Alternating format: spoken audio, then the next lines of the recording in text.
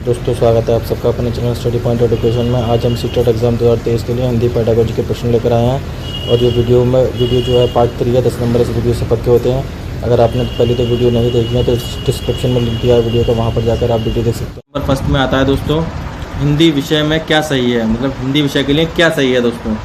हिंदी भाषा भारत की राजभाषा है, राष्ट्रभाषा तो दोस्तों है नहीं हिंदी भारत की। हिंदी संपूर्ण भारत की मातृभाषा है, ये भी नहीं है, क्योंकि हिंदी तो दुनिया में दोस्तों अलग अलग जगह पर बोली जाती है और अलग अलग स्टेट में इंडिया के अलग अलग भाषाएं बोली जाती है दोस्तों। कहीं मराठी बोली जाती है, कहीं बंगाली बोली जाती है दोस्तों, इसीलिए हिंदी भाषा संपूर्ण भारत की मातृभाषा नहीं है दोस्तों। ऑप्शन नंबर इसका ए सही होगा। हिंदी जो है भारत की बस खाली राजभाषा है जिसमें हम काम काज कर सकते हैं दोस्तों। चलते हैं अगले क्वेश्चन पर। अगला क्वेश्चन भी बहुत इंपॉर्टेंट है दोस्तों, पेडागोजी के सारे क्वेश्चन हैं, एनसीईआरटी का सारा कलेक्शन है दोस्तों वीडियो में। भाषा सीखने में बातचीत का इस रूप में सर्वाधिक महत्व है, मतलब हम बातचीत आपस में करते हैं तो भाषा सीखने में उसका क्या महत्व है दोस्तों। इससे बच्चा अच्छा समय व्यतीत हो जाता है, या बच्चे और टीचर जो होते हैं रस लेते हैं, मतलब मज़ा आता है बात करने में उन्हें। या इससे क्या होता है, बच्चे विभिन्न उद्देश्यों के लिए भाषा का प्रयोग करना सीखते हैं या शुद्ध उच्चारण का अनुकरण करते हैं दोस्तों। इससे समय अच्छा तो बीतता नहीं है दोस्तों, ना ही टीचर रस लेता है दोस्तों। इसका ऑप्शन नंबर सी सही होगा। इससे क्या होता है, बच्चे विभिन्न उद्देश्यों के लिए भाषा का प्रयोग करना सीखते हैं। क्या होता है, भाषा का उपयोग करना सीखते हैं कि किस जगह किस भाषा का प्रयोग करना है दोस्तों, इसीलिए इसका ऑप्शन नंबर सी सही है। चलते हैं अगले क्वेश्चन पर। मोस्ट इंपॉर्टेंट क्वेश्चन है, प्राइमरी स्तर पर आधारभूत कौशल क्या है, मतलब क्या क्या कौशल बच्चे के अंदर होना चाहिए जब बच्चा बिल्कुल छोटा होता है। तो दोस्तों इसके अंदर ऑप्शन नंबर सी सही होगा, सुनना और बोलना। भाई सुन सकता है और बोल सकता है हल्के तरीके से, भाई लिख तो नहीं सकता। चलते हैं अगले क्वेश्चन पर, ना पढ़ सकता है। अगला क्वेश्चन आता है दोस्तों, तीसरी कक्षा में पढ़ने वाली सुनैना नाम की एक लड़की है दोस्तों, वो तीसरी कक्षा में पढ़ती है। अक्सर सा को शा कहती है, पढ़ते टाइम सा को शा कहती है। तो आप भाषा शिक्षक हैं तो आप क्या करेंगे दोस्तों, उसके लिए क्या सॉल्यूशन देंगे। ऑप्शन नंबर ए, सा को शा कहेगी तो टोकेंगे, उसमें सुधार करेंगे कि तुम्हें ऐसा नहीं बोलना चाहिए, इस तरीके से बोलो, या उस पर ध्यान नहीं देंगे, अरे चलो छोड़ो जैसा बोल रही है बोलने दो। या फिर उस पर क्या ऑप्शन नंबर है, क्षेत्रीय प्रभाव हो सकता है, उसे स्वयं सुधारने का मौका देंगे दोस्तों। इसका ऑप्शन नंबर सी सही होगा, क्योंकि क्षेत्रीय जो प्रभाव होता है दोस्तों बच्चे के अंदर आता है, जैसा बच्चे बोलते हैं वो समाज से ही सीखते हैं दोस्तों बच्चे अपने, इसलिए दोस्तों उसे कुछ समय देंगे जिससे कि वो अपने आप उसमें सुधार कर सके दोस्तों, इसीलिए ऑप्शन नंबर सी सही। चलते हैं अगले क्वेश्चन पर। अगला क्वेश्चन भी वेरी मोस्ट इंपॉर्टेंट है। भाषा केवल अभिव्यक्ति का मतलब होता है बातचीत कर रहे हैं, बोलने का माध्यम ही नहीं है, बल्कि स्वयं डैश के माध्यम है, किस और चीज़ का माध्यम है दोस्तों, लिखने का, पढ़ने का, बातचीत करने का दोस्तों। इसके द्वारा हम बातचीत करते हैं, क्या करते हैं, बातचीत भी करते हैं। ऑप्शन नंबर सी सही है। चलते हैं अगले क्वेश्चन पर। अगला क्वेश्चन, बच्चों की श्रवण का मतलब होता है दोस्तों सुनने की योग्यता का विकास किस तरीके से कर सकते हैं छोटे बच्चों का। पहला नंबर, भाषा का प्रयोगशाला लेंगे, भाषा का प्रयोगशाला देंगे, या ऑडियो टेप देंगे सुनने के लिए, लो इसे सुन लो और इससे अपनी भाषा की योग्यता को बढ़ा लो सुनने की। शब्दों का श्रुत लिख देंगे, या बोलेंगे बच्चे लिखेंगे, या परस्पर बातचीत दोस्तों। इसका ऑप्शन नंबर डी सही होगा। जब परस्पर आपस में बातचीत करेंगे बच्चे तो श्रवण योग्यता का बच्चों के अंदर डेवलपमेंट होगा। चलते हैं अगले क्वेश्चन पर।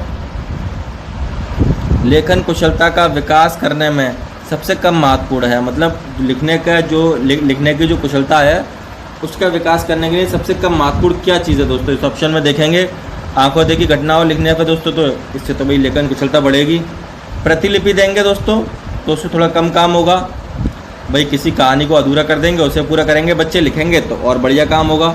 या कहानी कविता को सुनेंगे और क्रिएटिविटी के तरीके से लिखेंगे तो भी और अच्छा काम होगा। तो दोस्तों प्रतिलिपि जो है उससे कोई काम अच्छे तरीके से लिखने का नहीं होगा दोस्तों, इसीलिए वो सबसे कम महत्वपूर्ण है। ऑप्शन नंबर बी सही है आपका। चलते हैं अगले क्वेश्चन पर। हिंदी पेडागोजी के मोस्ट इंपोर्टेंट सारे क्वेश्चन कराए जा रहे हैं दोस्तों। आपका एग्जाम धीरे धीरे पास आ रहा है, उसके लिए दोस्तों हम सारी वीडियोस अपने चैनल पर डाल रहे हैं धीरे धीरे। वीडियोस को आप बस खाली हमारी वीडियोस को सपोर्ट करिए दोस्तों। अब आता है मौखिक अभिव्यक्ति, मतलब ओरली बोलने का दोष क्या है, किस तरीके का दोष है। ओरली बच्चे बोलते हैं, जैसे तुतलाना ये भी दोष है, हकलाना ये भी है, नकियाना ये भी है दोस्तों। इसका ऑप्शन नंबर डी सही होगा। सारे मौखिक अभिव्यक्ति के दोष हैं, ओरली बोलने वाले दोष हैं, इससे बच्चा बोल नहीं सकता। अगला क्वेश्चन देखते हैं, बच्चों की पाठन कुशलता, मतलब अब पढ़ने की कुशलता की बारी आ गई, पहले लिखने की बारी आई थी, अब पढ़ने की कुशलता की बारी में सर्वाधिक महत्वपूर्ण क्या है, किस तरीके से बच्चे सबसे ज़्यादा तरीके से पढ़ सकते हैं दोस्तों। पाठ्य पुस्तक में अभ्यास दिया है तो बच्चों से कहते हैं अभ्यास करें भाई, भाषा संरचनाओं का अभ्यास करें, या फिर बच्चे सा को शा पढ़ रहे हैं तो उसके उच्चारण को अच्छे तरीके से यहाँ देखें, या फिर दोस्तों बहुत सारी सामग्री इकट्ठी करके दे दें और दोस्तों उनसे कहें खुद काम करने के लिए, तो दोस्तों वो अच्छी तरीके से इस तरीके से डेवलपमेंट उनके अंदर अच्छी तरीके से होगा और पठन कौशल भी उनका बढ़ेगा। दोस्तों ऑप्शन नंबर डी सही होगा। विभिन्न संदर्भों में जुड़ी सामग्री देते हैं, इससे वो पढ़ेंगे, जितना पढ़ेंगे उतना ही अच्छी तरीके से पठन कौशल होगा। अगला क्वेश्चन अब आता है हिंदी भाषा शिक्षण के समय चुनौतियाँ। मतलब जब आप हिंदी पढ़ा रहे हैं, टीचिंग कर रहे हैं, तो क्या क्या चुनौतियाँ आपके सामने आएंगी। भाषा शिक्षण में उपागम का अभाव, शुद्ध उच्चारण की समस्या, शुद्ध लेखन की समस्या। दोस्तों इसका ऑप्शन नंबर डी सही होगा। ये सारी समस्याएं आती हैं जब कोई टीचर एक टीचिंग करता है हिंदी की। तो चलते हैं अगले क्वेश्चन पर। अगला क्वेश्चन आता है भाषा शिक्षण की पद्धति कौन सी नहीं है। दोस्तों मॉन्टेसरी भी है, किंडरगार्टन भी है, ड्रेवली भी है, लेकिन दोस्तों अभिक्रमित अनुदेशन नहीं है इसके लिए, इसीलिए इसका ऑप्शन नंबर डी सही होगा। क्वेश्चन देखते हैं। अगला क्वेश्चन है दोस्तों किस दृश्य उपकरण में, मतलब देखने वाले उपकरण में ट्रांसपेरेंसी का प्रयोग होता है, पारदर्शिता का, मतलब आर पार देख सकते हैं दोस्तों। प्रोजेक्टर में है या ओवरहेड प्रोजेक्टर में है या ओपेक प्रोजेक्टर में है या फिल्म स्ट्रिप में। दोस्तों इसका ऑप्शन नंबर बी सही होगा। ओवरहेड प्रोजेक्टर प्रक्षेपक का मतलब इसको प्रोजेक्टर भी कहते हैं दोस्तों। ये दृश्य उपकरण है दोस्तों। कैसा है? दृश्य उपकरण। दोस्तों चलते हैं अगले क्वेश्चन पर। अगले क्वेश्चन आता है शिक्षक द्वारा सामान्य रूप से बालक में किस भाषा कौशल का विकास किया जाना चाहिए। मतलब शिक्षक टीचर द्वारा बच्चे के अंदर किस भाषा कौशल का विकास किया जाना चाहिए। दोस्तों वाचन का किया जाना चाहिए, बोलने का, पठन का नहीं, श्रवण का नहीं। दोस्तों वाचन सीख लेगा दोस्तों वो तो सारे काम कर लेगा। दोस्तों चलते हैं अगले क्वेश्चन पर। अगला क्वेश्चन आता है दोस्तों भाषा के अन्य विषयों में संबंधित कार्य क्या क्या, मतलब भाषा से और क्या क्या कार्य संबंधित है। दोस्तों अन्य विषयों के शिक्षण का माध्यम है या अन्य विषयों के प्रस्तुतिकरण का माध्यम है। दोस्तों दोनों ही इसके आंसर होंगे। ऑप्शन नंबर सी सही है। दोनों ही चीज भाषा से हो सकती है, तो शिक्षण का माध्यम भी है और अन्य विषयों को भी प्रस्तुत हम कर सकते हैं। दोस्तों चलते हैं अगले क्वेश्चन पर।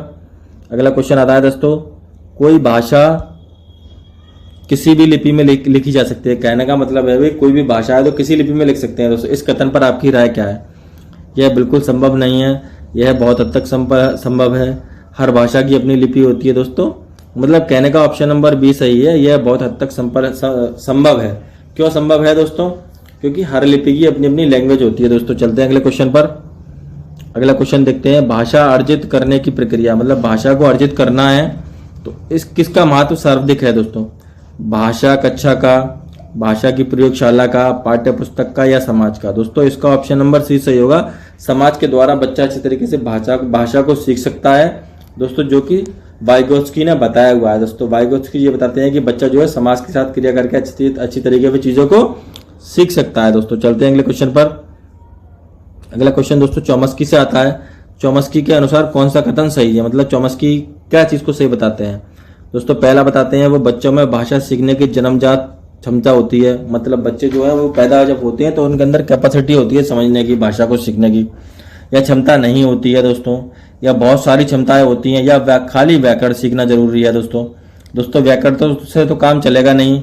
बहुत सारी क्षमताएं एकदम बच्चे के अंदर जब बच्चा पैदा होगा तो कहाँ से आ जाएंगी दोस्तों।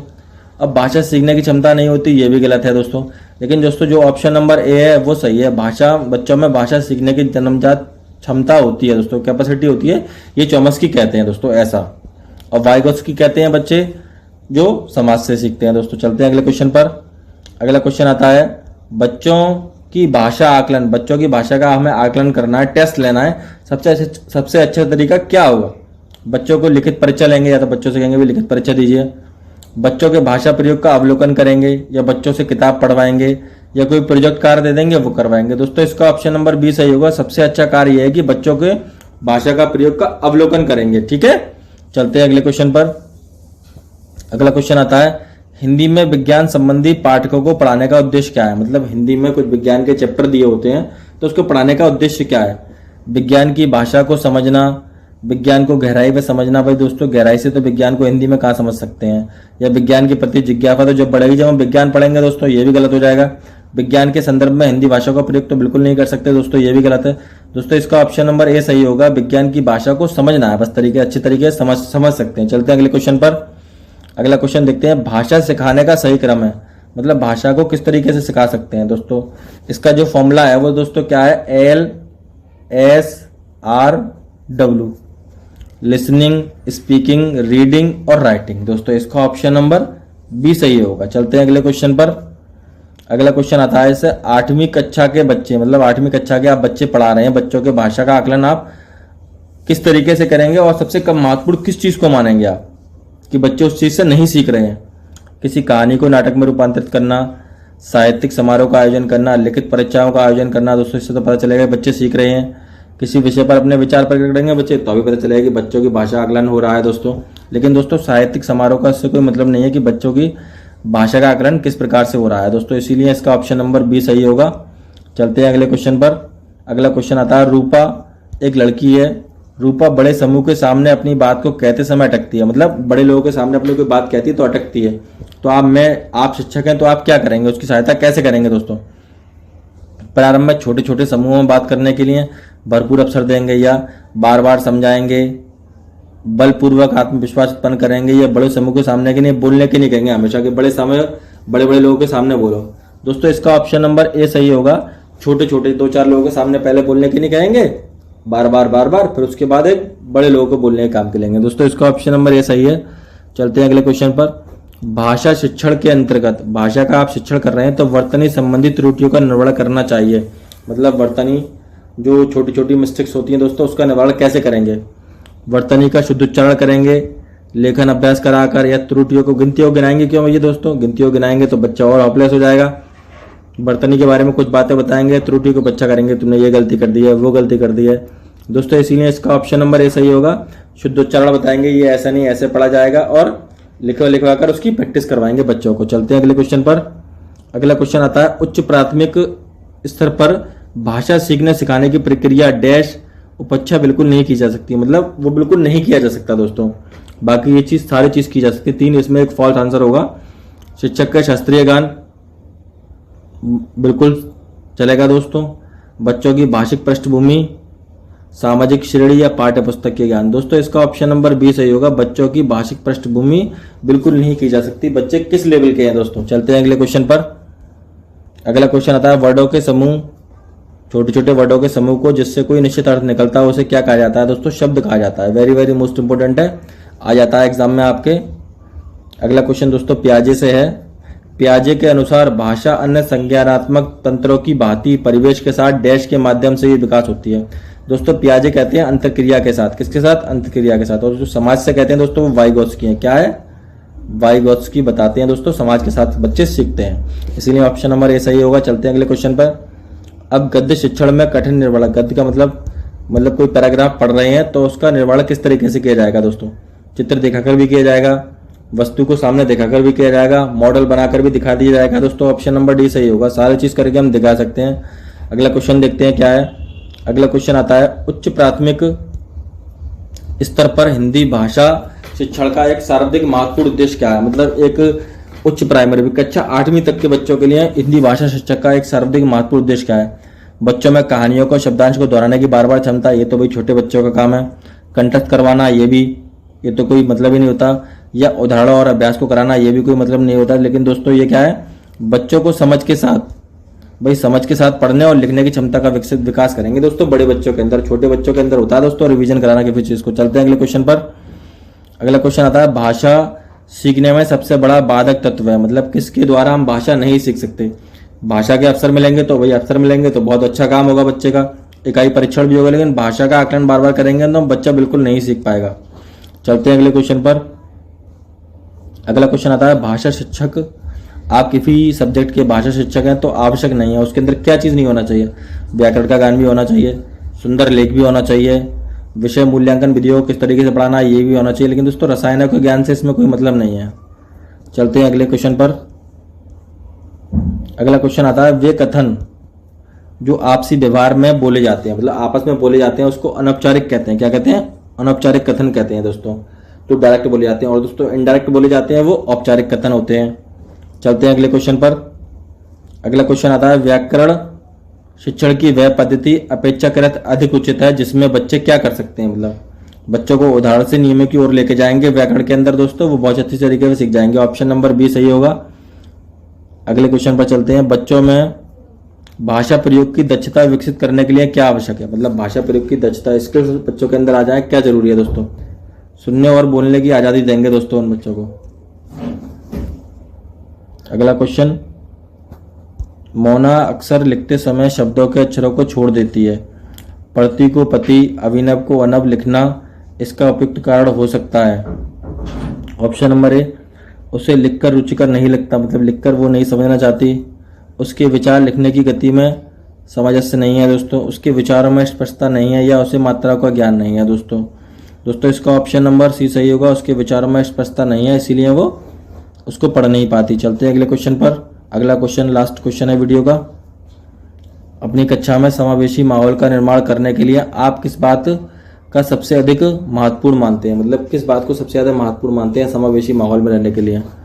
दृश्य श्रव्य संसाधनों का सदैव अनिवार्य प्रयोग करना, स्वयं के बोलने की गति को धीमा रखना, सभी बच्चों को भाषिक कार्यों को समान रूप से संपादित करवाना, या विभिन्न प्रकार के दृश्य और श्रव्य संसाधनों का आवश्यकता अनुसार प्रयोग करेंगे दोस्तों। तो बच्चे अच्छे तरीके से सीखेंगे। लास्ट क्वेश्चन, अगला question very very most important, 3-4 बार एग्जाम्स में आया हुआ है। हिंदी साहित्य के इतिहास के संबंध में modern vernacular literature of Hindustan किसने लिखा था दोस्तों? ऑप्शन नंबर बी सही होगा, जॉर्ज अब्राहम गियर्सन ने दोस्तों। वीडियो देखने के लिए धन्यवाद।